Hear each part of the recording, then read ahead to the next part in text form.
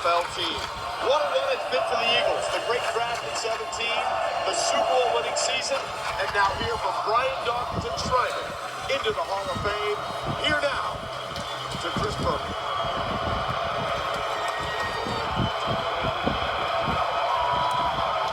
Somebody told me that the Philadelphia Eagles won the Super Bowl last year. Is that true?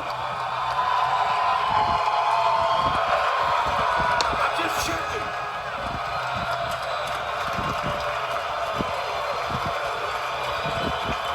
Rumor confirmed. The merriment continues in the city of brotherly love as the heart and the soul of the team of last decade gets his moment in the sun. Brian Dawkins.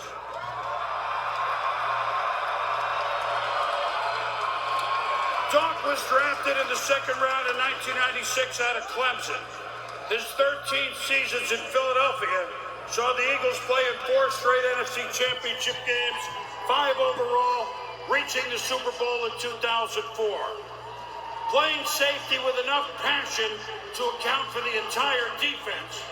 5 times he was the Eagles' defensive MVP. And he overtook Harold Carmichael for most games played for Philadelphia.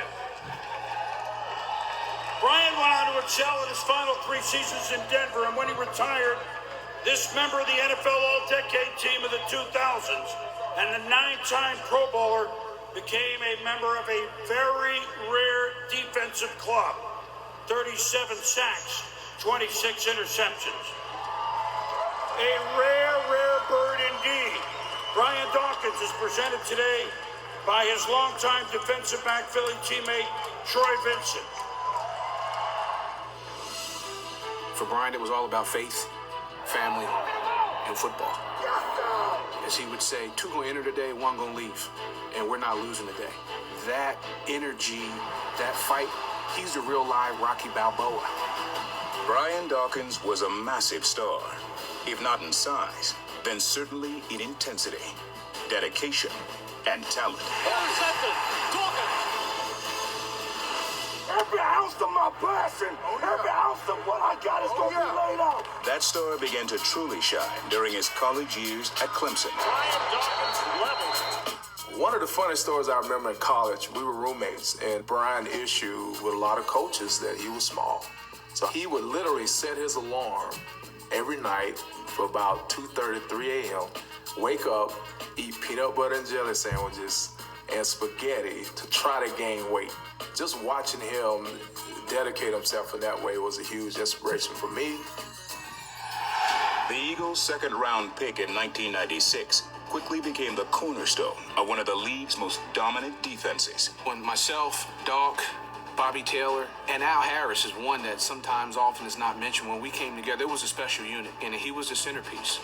Brian's ability to roam the center field, allow us to play outside, made us a special group. The Eagles have gambled defensively, and boy, has it paid off. Dawkins recorded 26 sacks and 36 forced fumbles. He led the Eagles to 4 straight NFC Championship games and an appearance in Super Bowl 39. But over his 16 seasons, his consistent effort and impact loomed even larger.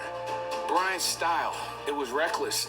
Here's a guy that is playing at 185, 190 pounds, and he's going to that A-gap like a torpedo. And that was one where you love what you saw, but you knew you got to take your shots. Every shot is not a kill shot. He received it, but he only played one way. His energy, when he came out, he ignited the crowd, he ignited the city, and he ignited the sidelines. Are you going to play from your heart and think everything you do is going to go? He was a pleasure to play with. I think he's the greatest Philadelphia Eagle to wear the uniform. He's going to be hit by Brian Dawkins, the greatest free safety in the game. He played with no boundaries. He was just somebody that put it all out there. Every game, every practice, and in the community. The legacy of Brian Dawkins extends far beyond the playing field. A consummate professional, a legendary Eagle, and now a Hall of Famer. B-Dawg, I just want to say I'm proud of you, brother. I'm honored to be called your friend. And enjoy being with the best of the best. You deserve it. Congratulations, B. You earned it. You left it all on the field. Love playing with you. Love serving with you. I am honored to present Brian Dawkins for enshrinement into the Pro Football Hall of Fame. Woo! Thank you, B-Talk. You're the man, dude. You deserve this. You deserve this, Brian. Brian Dawkins, baby. One of my favorite Eagles of all time. Brian Dawkins.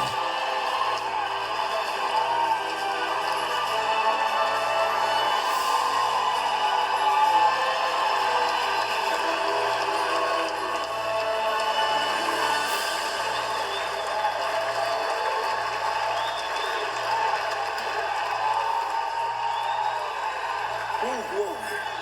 Hallelujah.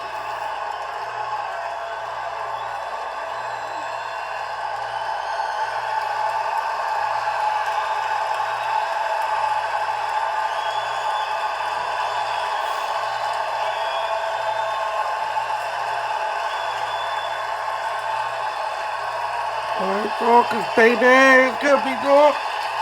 First of all, hallelujah.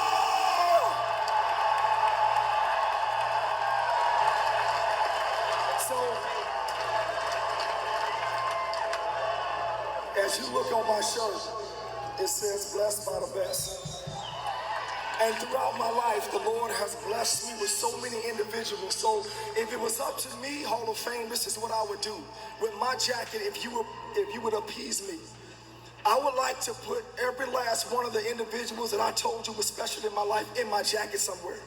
All right? So every time that I put this thing on, it reminds me visually and emotionally that I did not do this by myself, because I did not do this by myself.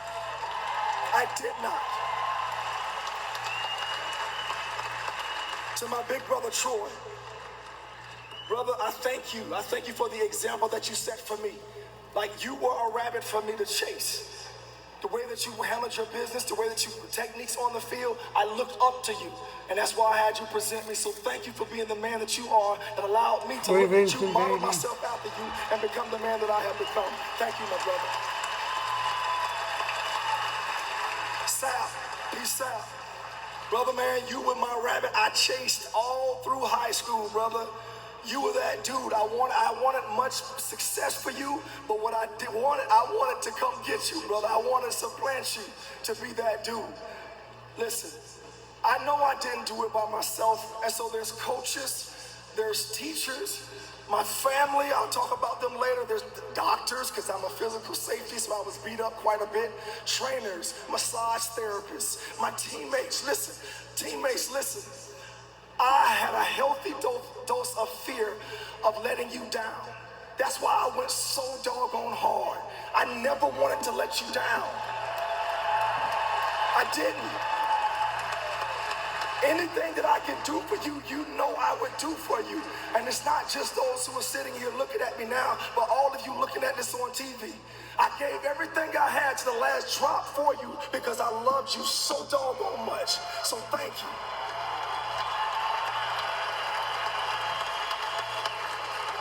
So when I put this jacket on, Jacksonville became another Hall of Famer. The North Side, Duval County, became another Hall of Famer. Over on the north side of town, Yancey Park, they have a Hall of Famer. My high school Pop Warner team, Forest View, they have a Hall of Famer. My high school, Rains High School, has a Hall of Famer. Clemson, you have a Hall of Famer, and you are a Hall of Famer. Football was what I did. It is not who I am. It did not define me. I'll repeat the same things that Brian Urlacher said. I am a blessed man of God, and the Lord has blessed me to do the things that I do. And so nothing just happens in my life. The majority of success that I have had have come on the back end of pain. Pain has pushed me to levels unknown for me at the time. All I know that was pain, but on the other side of it, all of a sudden, I became better in an area. So when we go through those situations in our lives, pain helps you develop those things that is going to take you to the next level of whatever it is the Lord has for you. Believe that. I'm a living testimony of that.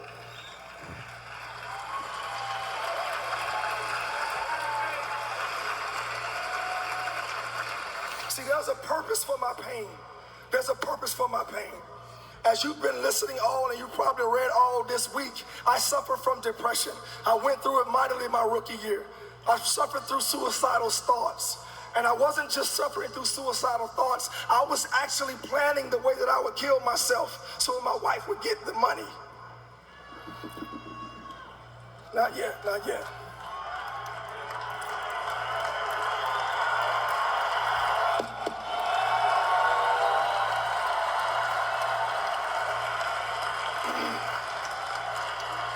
But what that pain did for me, it increased my faith exponentially.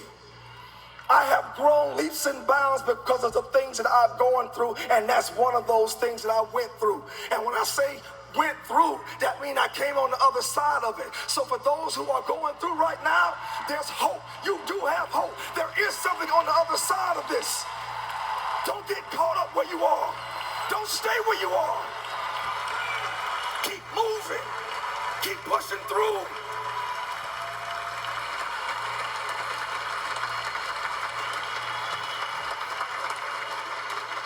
It wasn't supposed to be me. This wasn't supposed to happen to Brian Dawkins. It was not. I was not the biggest of guys growing up. I was not always the dude. That's why I was chasing Pat so doggone much. But it was never me. And I was always called little this, little that. And I got tired of that crap. And so I grew a chip on my shoulder, but also what began to grow was anger in me. And that anger in me became violent anger that I would lose control of every once in a while. And the Lord spoke to me. He said, when you have that type of energy, let's think about a water, let's think about a flood. When a flood comes, it comes and it washes everything out of its way. But when you put a dam up, and then you put vents in it to allow water to flow through the dam, it gives you energy endless. So when you see me crawling like that, when you see me acting the fool, that's some of that energy that I let out from that anger that I had bottled up. Yeah, that chip on my shoulder.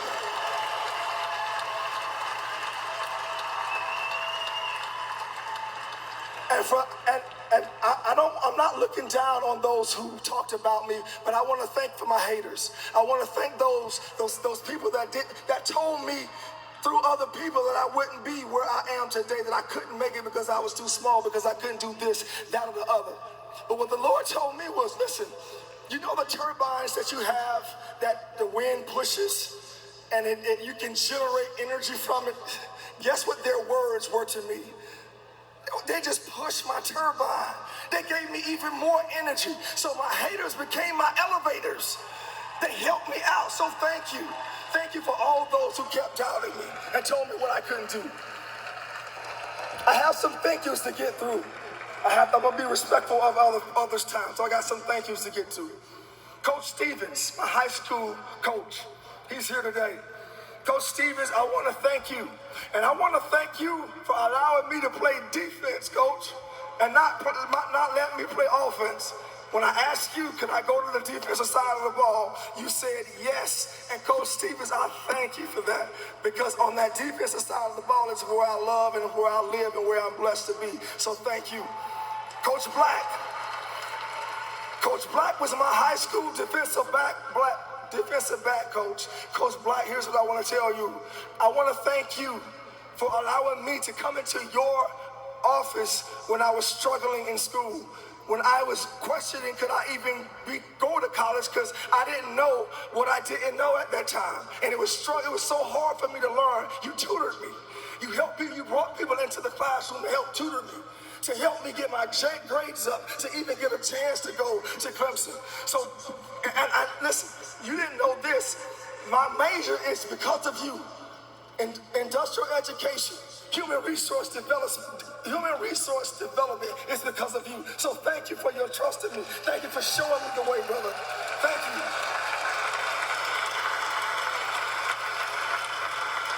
To my late high school basketball coach, Coach Humphrey, he's not here. But what Coach Humphrey taught me is that if he can't break me, nobody can, because we ran more than the track team. We did so many things. Usually people would run 20 laps, 15 laps. Coach Humphrey would have us run 100 laps, 50 laps, 75 laps. There were times we didn't touch the ball. We ran the whole practice. And then we would think we were about to start doing some basketball drills. He would say, all right, see you next time. So when I went through that pain, what he taught me was that if he can't break me, nobody can break me. So what he did is Philadelphia, he got me mentally strong to be able to survive anything that you can dish out to me. Anything. I want to thank Ray Rhodes, Mr. John Wooten, for believing in me, bringing me.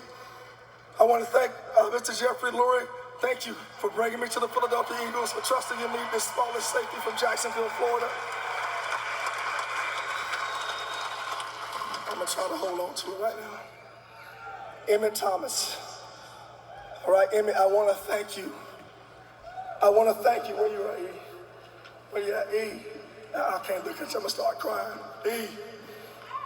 You bless me. I call you Uncle Emmett for a reason.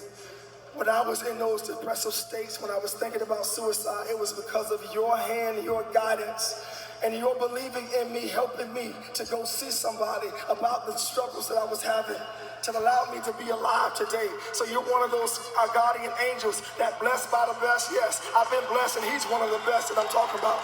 So Emmett, thank you. But also what Emmett did for me is Emmett would not let me settle for average. He would not let me settle for good. He saw greatness in me that I did not see. He saw something in me and he would not let me settle. He kept pushing me. It was hard. I was angry sometimes. Like, man, I had a good game. No, you did. You should have made that. You saw that play. You should have made this. So he kept pushing me. So E.T., the player that Jim Johnson got, and I'm going to thank him in a second, the player that Jim Johnson got to do everything that he did is because of you and your love for me. So thank you, Uncle Emmett. Thank you. Then there's Jim Johnson, the late great Jim Johnson. Jim, thank you. Thank you. Yeah, I know Jim is looking down on us. I know he's looking down on us, and it's because of Jim and the way that he used me all over the field that I'm blessed to put up the numbers that I put up, and bless my teammates the way, and bless the city the way that I blessed it. So thank you, Jim. Andy Reid, I want to thank you for believing in this smallest safety as well. You trusted me to lead. You trusted me to lead. And Andy, what you did also is you continued to help me up when I was trying to do too much. Andy, you always brought me back down so I can do my job first and then help others second. So thank you, Andy. But I got some the greatness coming at me right now. The greatness in my genes I want to talk about, because and I knew some of it, I didn't know all of it, but there's greatness in these genes. There's greatness. See, my grandma, Altamise Dawkins, just celebrated her 100th birthday in July. 100. And she sung a melody, a couple of songs in an opera voice. So she still has her wits, she still has her lung capacity, and those are wonderful things, both of those, but she is an anointed woman of God. So what I saw in her is what a Christian really was. So I saw on a daily basis who that was. I can look to her, understand what I need to do to be something like her, because I love her to death, and I thank God for her being in my life. Then there's my grandfather. My grandfather, Ralph Dawkins Sr., was the first African-American golfer to win a tournament in the state of Florida in an African-American golf tournament. So there was greatness in there. My mom mom. Mom, like, you want to know where the fighter in me come from? Yeah, that's my mom. That's my mom. My mom has survived a couple of strokes. She survived breast cancer.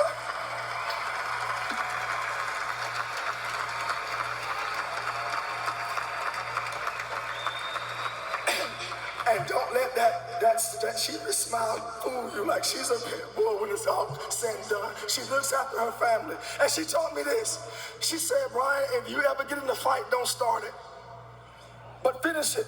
And if they're bigger than you, and if they're, hold up. And if they're bigger than you, pick up some and knock them out of them until they come get you off of them. Right, so that's why I finish everything. If we gonna fight, we gonna fight. You may whoop me, but we gonna fight. They gonna have to come get me off you. And that came from my mom.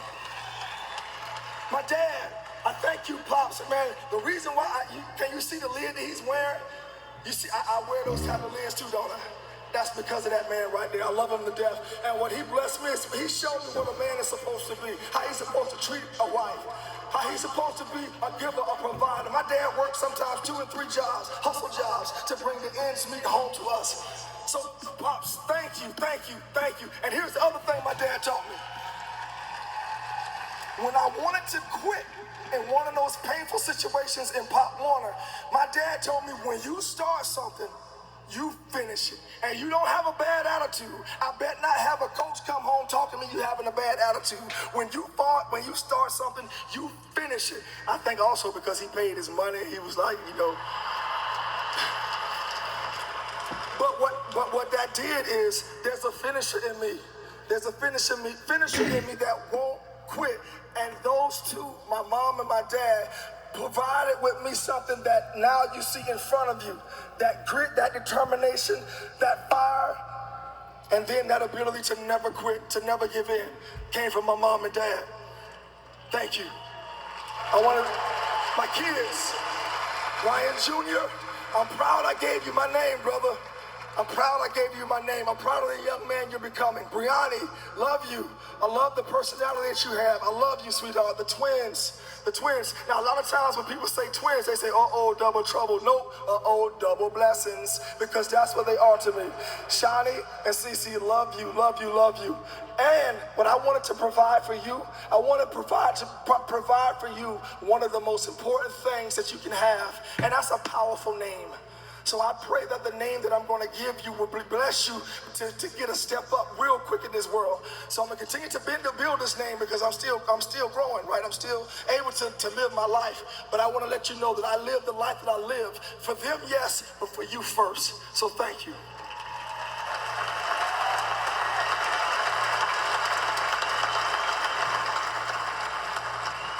I want to make sure I acknowledge my sister, Marion, and my brother Ralph, Dawkins Jr., excuse me, the third, I'm all over the place. The third, Ralph, I thank you for what you showed me. You showed me that it's possible for me to get out of Jacksonville to go to college. And I saw that through you, and I saw that it was possible to even get to the NFL because you got there first. So I saw that in you, and I saw your work ethic, and I modeled some of that stuff. So some of the stupid stuff that I did was I would go and run in the heat of the day in Jacksonville, Florida with a bag on, a trash bag on. Now, Pat just told you I was already skinny. Now, my brother was doing it because he was trying to, slim down a little bit. So I saw him do it, and I did it, which was very dumb. But all those things I did because I saw you. Now,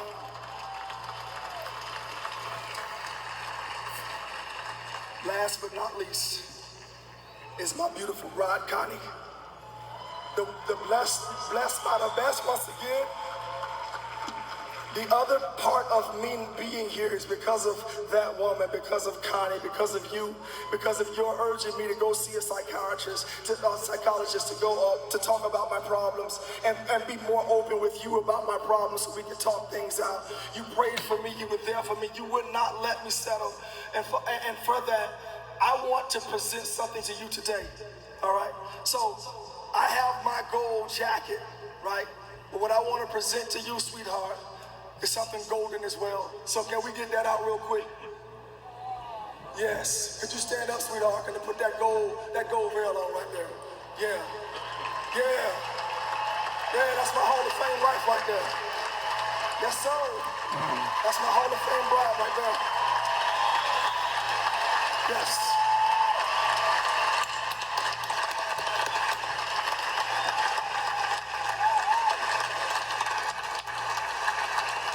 Don't settle. Don't settle in this life. Don't settle. Don't allow yourself to settle. Push through the pain. On the other side of that pain is something special for you to go into the next level of what God has for you. Now see, my number is 313, right? So 3 I think about, okay, the first 3 I think about the Father, the Son, the Holy Spirit. That's just Trinity, right?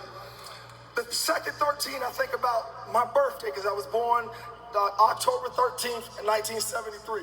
Now if you add 3 plus 1 plus 3, I believe that's 7. And so many of you believe that to be what? The number of completion, huh? Right? So this chapter of my life is completed. It is. But I believe that this next chapter was going to be something special with his guidance. And the only way that I can have that thought in my head is the fact that I think and I believe that there's going to be some painful things to come. It is. I know it is. But I'm prepared for the pain. I'm prepared to push through it. I'm going to persevere through it with his help and his guidance. And with that purpose and with that pain, I'm going to be able to bless so many more people with what God has put inside of me. So thank you, thank you, thank you. And finally, let's talk about these Eagles fans. Yeah! That's me, baby, that's me.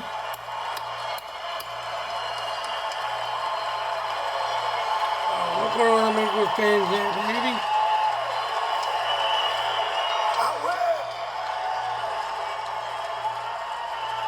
I know some of you drove all the way from Philly here.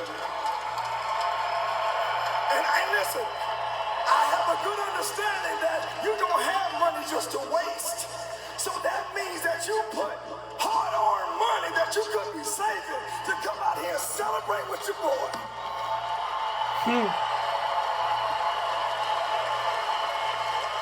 So thank you. Thank you for loving me the way that I love you. I love you back. And I thank you.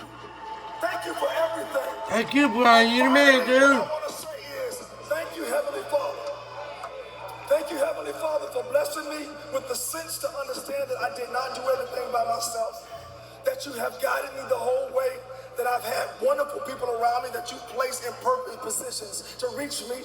That you've orchestrated my life, even though my plans were to do the opposite. You stand faithful to me, and you continue to push me, and you continue to pull me towards the purpose. So I thank you, Heavenly Father, and I can't wait. I can't wait to see what you're going to do with me next. Thank you, thank you, thank you. Amen, Brian. Good job, well done, my man. Deserve it. You know it.